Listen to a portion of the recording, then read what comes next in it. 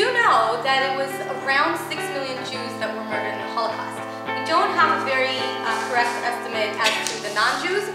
Pretty much from the resources I have, it's between 9 and 20 million. And today we're going to speak about not the facts, but the faces. Who were the Jewish victims?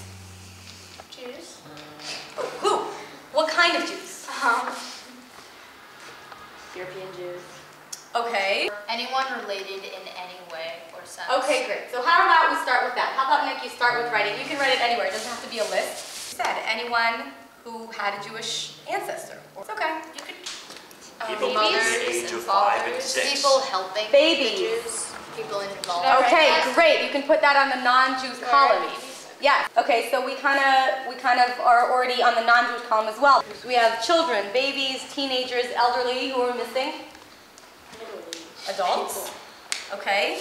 Adults. Some, probably fewer than most, accepted the circumstances and just learned to deal with what horrors they had to go through. Is it religious, non-religious? Oh, right, absolutely. So you can go write that down as well. Okay, we'll think about it. Let's move to the non-Jewish column. So we have people who helped Jews. Escaping. Some of them absolutely tried to escape. You can put that down. Well, Anne Frank hid with a Christian family. Yeah, great. So so some hid. You can absolutely. What other people were massacred in the Holocaust that were not Jewish? Gypsies, Africans, homosexuals. Go ahead, write all of them down. What we're going to do in this program is we are going to take it from all these big categories that you wrote down, and we're going to slowly zoom in to specific faces, specific people, specific stories. Well, the program is designed to let kids our age who are post-bar and bat mitzvah to interact with Holocaust survivors and them to tell us stories about the Holocaust so we can enhance our knowledge. I think this program is really interesting because it gives the survivors a chance to carry on their legacy and really share the stories of the Holocaust, which sadly enough will not really be able to hear for much longer. I have friends who have relatives who are Holocaust survivors, and it's sometimes painful for them to talk about what their relatives went through, and I just want to be able to relate to them more and know more about what really happened. My goal for this project is to successfully capture the stories of Holocaust survivors and to carry on their legacy. The one thing I think is really, the first thing that occurs to me about getting people to talk is to have them talk about what's real for them. What is interesting to you will probably be interesting to someone else. So the challenge is to get someone who you don't know very well to feel really comfortable talking to you. And any idea of how you might be able to do that?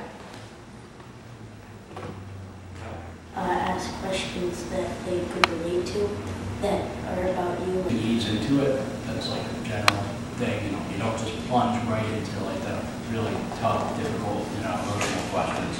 I think it's important to ask them questions that relate to themselves, like you were saying, that asking them to tell you stories that are personal or kind of go back into their history rather than broad questions, I think will make it seem like you know them better. My grandfather's a Holocaust survivor, and he was blind from the concentration camps and also couldn't really hear from the camps. When he was in the camps, they physically beat him to see how much a man could withstand. So this woman was wonderful. She knew him. She was somebody from the community. It all made sense who they chose to ask. She sat next to him, she held his hand, and she asked the questions.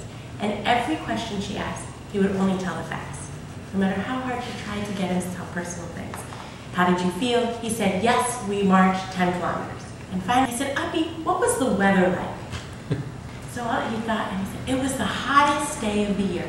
And his mind had to think all of a sudden about something he hadn't thought about. So when he started to think about it, then he smiled even, and obviously triggered a memory about the sun and how the sun allowed him to help keep marching and what he had to do. And then he could start telling her the emotional stuff. So here you're asking her a question that's very emotional. What street do you live on? I live currently on 105th and West End. Have you lived there all your life? No, I have not. Have there been any dramatic changes, I'm talking about here, were there any really dramatic changes in the neighborhood? Yeah, there was a couple of them. So, like, how did your parents influence your decision? Well, originally my mom wanted me to go to this farm school. I'm still not sure if I really want to